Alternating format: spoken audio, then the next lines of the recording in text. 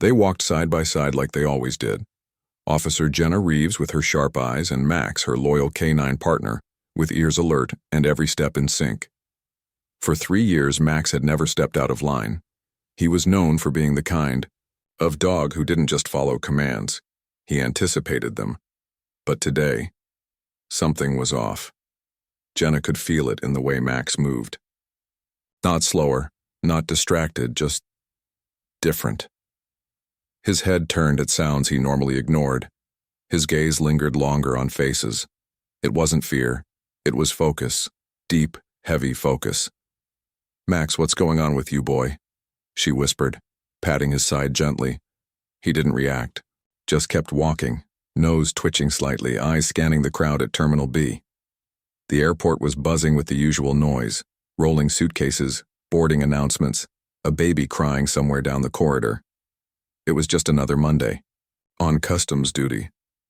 But Jenna had worked long enough to know that instincts matter, and Max's instincts had never failed her. They approached the first group from a flight just landed from Frankfurt.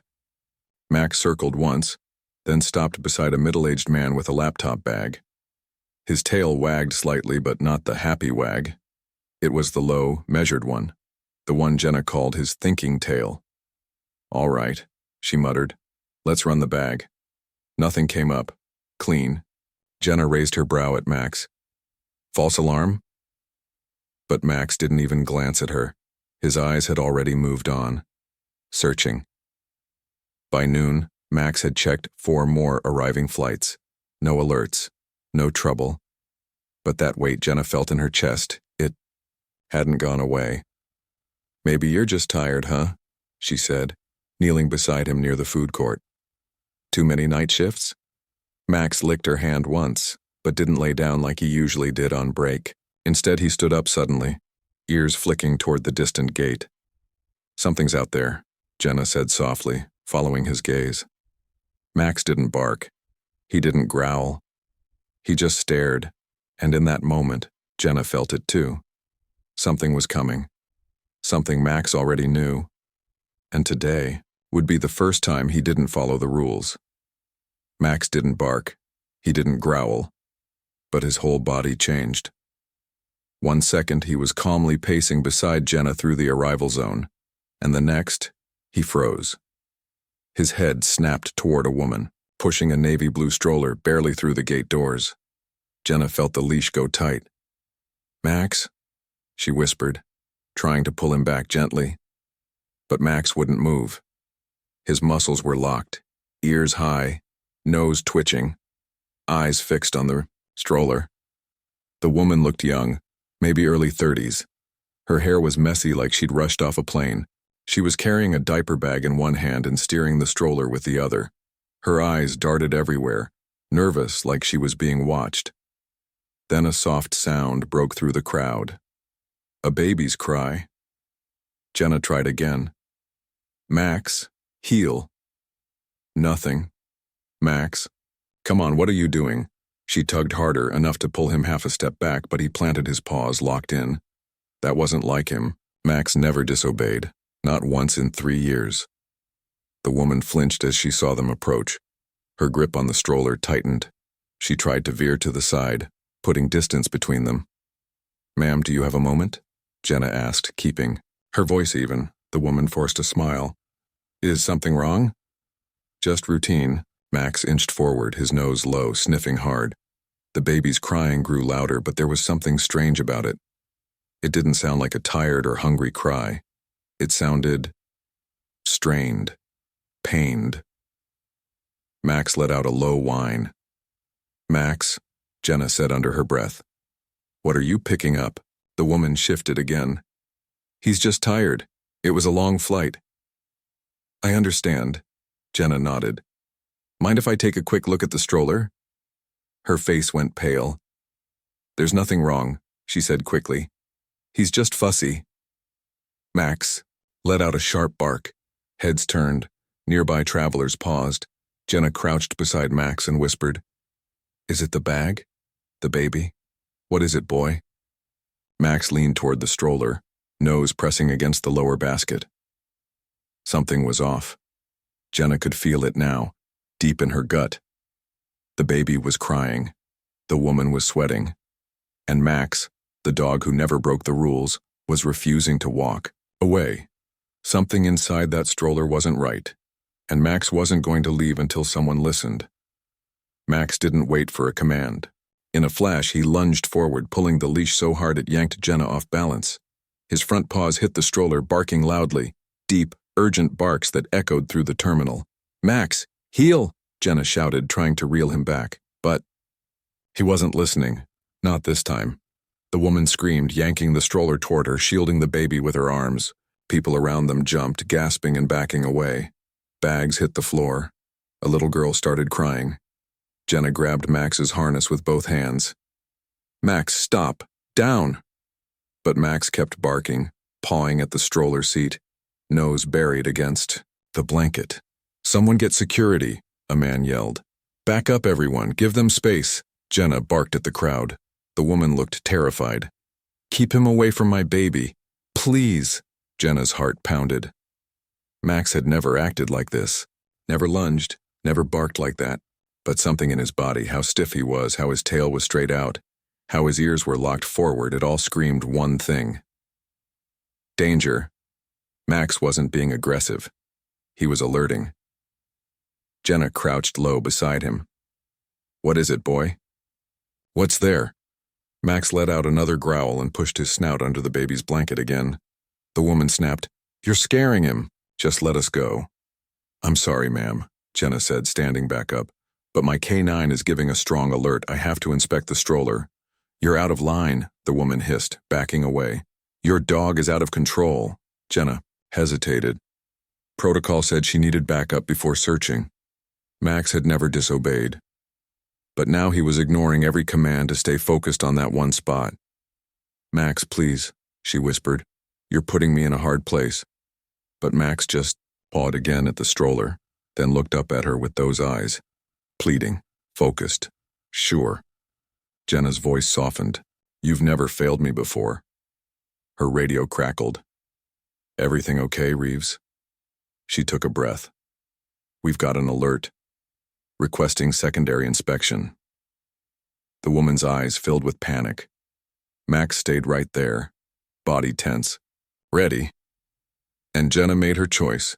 She would trust him, because whatever was under that blanket, it wasn't just making a baby cry. It was making a good dog break every rule he'd ever followed. Jenna's fingers trembled as she reached for the blanket. Max stood frozen beside her, eyes locked on the baby, his breathing slow but sharp. The mother didn't speak. Her hands clutched the stroller's handle like it was her last lifeline. Jenna whispered, "I'm just going to take a quick look, ma'am. That's all." The woman shook her head, barely audible. "You don't understand." But it was too late. Jenna had already lifted the soft blue fabric. At first it looked normal, a baby squirming, crying softly, cheeks red from distress. But then Jenna saw it. A section of the stroller cushion didn't move naturally. It was stiff, too thick, like something had been stuffed inside. Jenna's stomach dropped. She glanced at Max. He hadn't moved an inch. She leaned in. "I need to check under here." The woman stepped back, eyes wide. "Don't, please." Jenna took out her pocket knife, made a small cut in the seam of the fabric, and peeled it, back. Her breath caught in her throat, a black handgun, taped tightly to the stroller's frame, hidden right beneath the baby's back. The air vanished from Jenna's lungs. She stood up fast. "Security!" she yelled. "Gun in the stroller. I repeat, there's a firearm under the infant." The entire terminal went still. Travelers froze. Officers turned. People gasped. Someone screamed. The mother's knees buckled, and she dropped to the floor. No, I didn't mean..." Jenna's voice was sharp. "Don't move, keep your hands visible."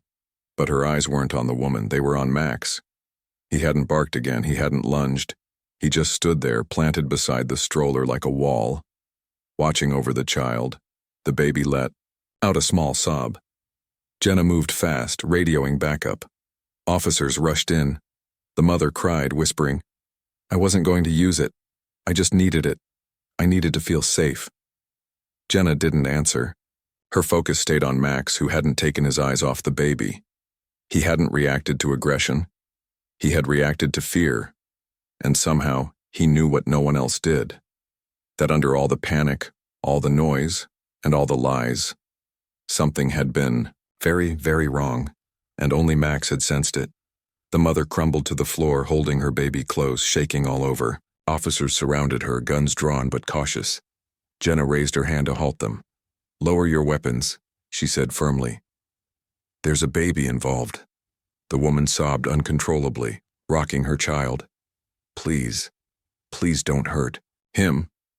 "It's not what you think." Jenna approached slowly.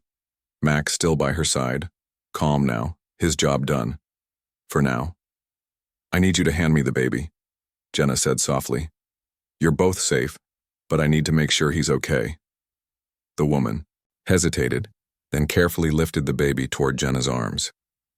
He was warm, breathing fast but unharmed. Later, in the small interrogation room, Jenna sat across from the woman, who now looked even smaller under the harsh lights. Her hands trembled around the cup of water she hadn't touched. Max lay quietly near Jenna's feet, never looking away. The woman finally spoke, her voice barely a whisper.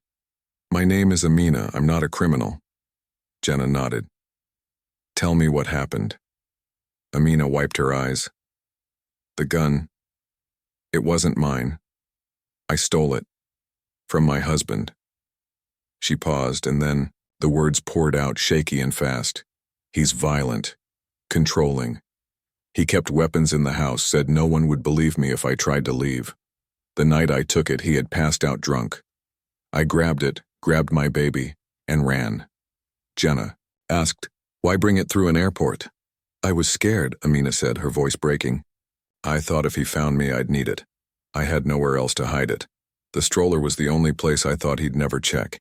He never even looked after the baby." She looked down. "I know it was wrong, but I thought it was our only chance." Jenna leaned back, watching her. She wasn't lying. It wasn't just her words. It was her hands, her eyes. The way she looked at her son. Amina whispered, "He said he'd kill us both if I ever left." Max stood up and moved to Amina's side. He rested his head gently against her knee. She looked down at him and whispered, "You knew, didn't you?" Max didn't move. He just stayed there.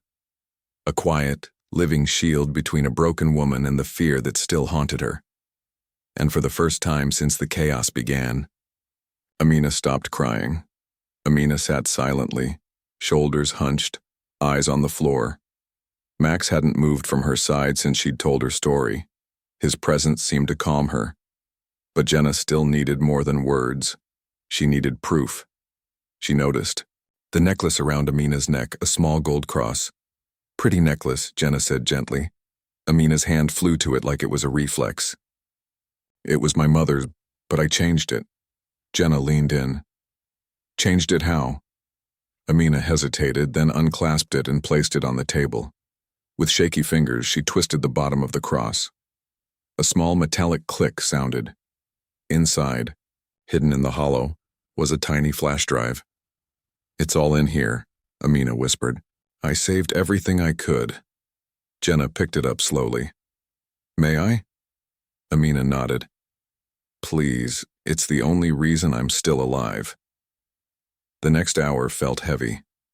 The room was quiet except for the low hum of the laptop Jenna borrowed from evidence control. One by one, the files opened. There were photos, deep bruises on arms, a split lip, a black eye, videos from security cameras inside a home, Amina being shoved against a wall, her husband yelling threats while holding a bottle, another clip where he dragged her by her wrist while the baby cried in the background. Voice recordings played next. "You leave me, I'll take the kid, and no one will stop me. I've got people everywhere." Another one. "Try going to the cops. They'll laugh in your face." Jenna closed the laptop and exhaled. Amina's voice cracked. "I tried to report him, but they didn't believe me. He has friends in law enforcement, at private security. Every time I got close to getting help, someone shut it down." She looked up, tears returning. That's why I ran. I didn't know where else to go. Max stood and placed his head near her trembling feet again, the same way he had earlier. Quiet. Steady. Sure. Amina reached down, brushing her fingers gently across his fur. He's the only one who believed me without asking questions. Jenna stared at Max, then at the flash drive. He didn't just sense danger, she murmured. He sensed truth. Max gave a slow blink, then looked up at Jenna, like he already knew what she'd do next. Because this wasn't just a gun and a stroller anymore. This was a life waiting to be saved, and Max had found it before anyone else. Back. At the office, the room was dark except for the glow of the monitor. Jenna sat alone, reviewing the terminal security footage from earlier that day. Max lay by her side, calm now, his job done, for now. She rewound the video and played it again. There, he was. Max, nose in the air, sniffing as Amina entered the gate with the stroller. He didn't rush, didn't bark, just locked in on her. His body stiffened the second she passed. She watched again, frame by frame. He didn't lunge until after the baby cried. That cry, it hadn't been normal. It was pain, distress, fear. Jenna muttered, "You weren't reacting to the gun, were you?" She leaned closer. On the screen, Max pressed his nose under the stroller pad, then looked up at her, eyes full of something more than instinct. He was telling her. She played the clip where the gun was found. But it wasn't that moment that hit hardest. It was everything before. Max knew, long before she did. He had sensed the woman's fear, the baby's pain, the weight of danger, not from violence, but from desperation. Jenna reached down, brushing her fingers through Max's fur. "You trusted your heart, didn't you, boy?" Max didn't move, but his tail tapped the floor once. Jenna sighed. "And I almost stopped you, almost told you to let go, but he didn't, he stayed. Even when she pulled his leash, even when protocol screamed to wait. Max had never broken a rule in his life, until it mattered." She clicked the video off. "I've worked with a lot of K9s, she whispered, "but none like you." Max looked up at her, calm, his amber eyes, steady. "You knew she wasn't the threat," Jenna said softly. "You knew she was the one running from it." Max leaned his head against her leg, not needing praise, just understanding. And in that quiet moment, Jenna finally realized what made Max different. It wasn't just his nose, or his training. It was his heart, and that heart had saved 2 lives, before anyone else even noticed something was wrong. It had only been 4 days since the stroller incident, but everything had changed. Amina was still under protective custody. Her baby was safe, being cared for by a temporary guardian from child services. Jenna had handed in all the evidence, and the case was being reviewed. Then came the man. He walked into the front desk of the airport precinct like he owned the place. Suit perfectly pressed, voice smooth. But Max didn't care about appearances. The moment he stepped inside, Max growled, low and deep, the kind that came from instinct, not fear. Jenna stood up fast. "Max, easy." But Max didn't stop. His body blocked the doorway between the man and the rest of the office. "I'm here for my son," the man said coolly. "His mother's been detained. I have a right to him." Jenna frowned. "Name?" "Robert Keller."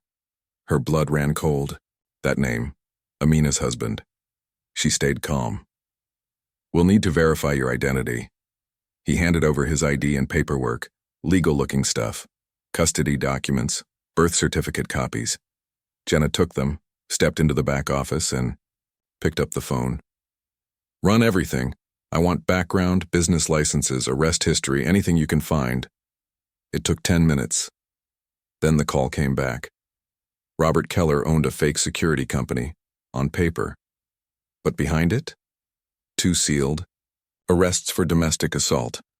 1 closed investigation for witness intimidation. and complaints filed by women who all mysteriously disappeared or dropped the charges. Jenna walked back out slowly. "Mr. Keller," she said, keeping her voice level, "I'll need to speak with our legal team before any custody decisions are made." Robert didn't smile this time. "I'll be back with a lawyer," he said coldly. Max didn't growl now. He just stared. And Robert, he stepped back. Once the door shut behind him, Jenna kneeled beside Max. "You felt it again, didn't you?" Max gave a soft huff, tail still. "He's worse than we thought." Jenna called the agent handling Amina's case. He showed up. "And Max?" "Max knew before I did." She paused, her voice quiet. "Tell Amina she was right, and tell her she's not alone anymore." Max rested his head on her knee again, because when the system hesitated, he didn't. He saw the danger the moment it walked through the door. 2 days after Robert Keller walked into the airport, everything moved fast. The FBI got involved. They took Jenna's report, the footage, the flash drive hidden in Amina's necklace, and started digging deeper. It didn't take long. Within 48 hours, Robert was arrested at his home. Charges: weapons trafficking, domestic violence, and witness tampering. More victims had come forward. More stories, just like Amina's, had been buried under his influence. The evidence was too strong to ignore now. Jenna sat in the hallway outside the safe house where Amina had been staying. Max rested. By her side, eyes on the door. When the agent stepped out, he nodded. They dropped the gun charge. She's free to go. Jenna let out a breath she hadn't realized she'd been holding. Inside the room, Amina was packing what little she had. The baby, now calmer, gurgled in a soft blanket on the couch. When Jenna entered, Amina turned, eyes wide with relief. "They said I'm free," she whispered. Jenna smiled. "It's over. You're going to a new location, protected." Amina picked up her son and walked over to Max. She knelt down and hugged him. Tight. Not out of fear this time, but out of gratitude. "You saved us," she whispered, her voice shaking. "You're the only one who saw the truth." Max didn't move. He just leaned his head into her shoulder. The baby reached out, grabbing Max's ear gently. Max didn't flinch. He stayed still, eyes soft. Amina laughed through tears. "He likes you." Jenna watched the moment, heart full. Max had never been trained to recognize fear or abuse, but somehow he did. "Where will you go?" Jenna asked. Gently, Amina held her baby close. "They're placing me in a new state.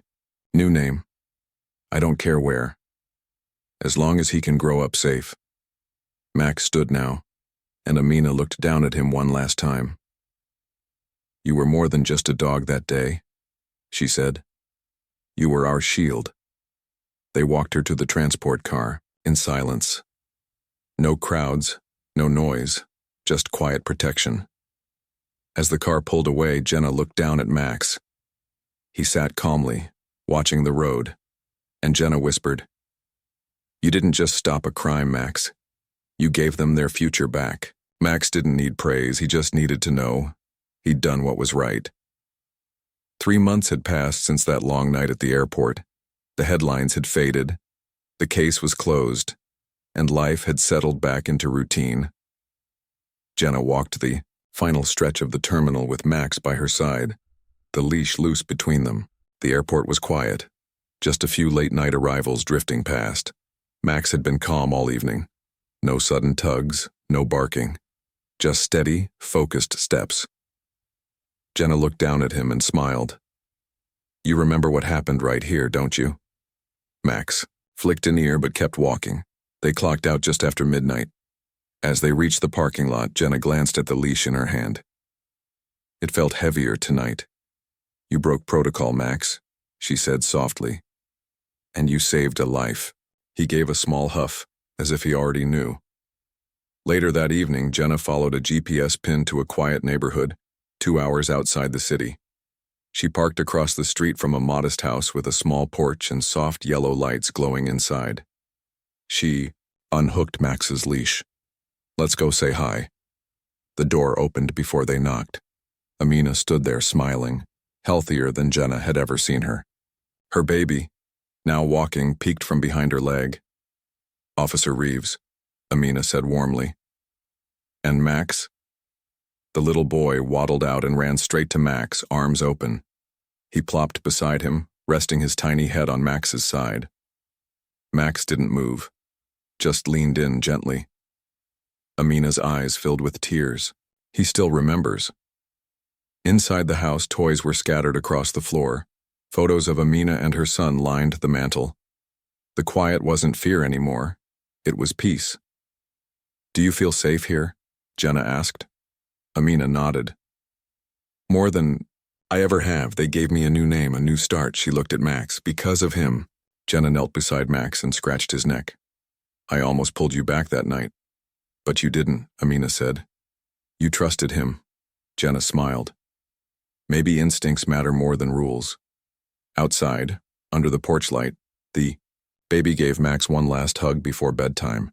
As Jenna clipped the leash back on, Max looked up at her, tail wagging once. They walked back to the car side by side. No crowd, no noise. Just the quiet knowing between a handler and the dog who didn't need permission to do the right thing. And that night under the stars, Max's last patrol ended not with orders but with purpose.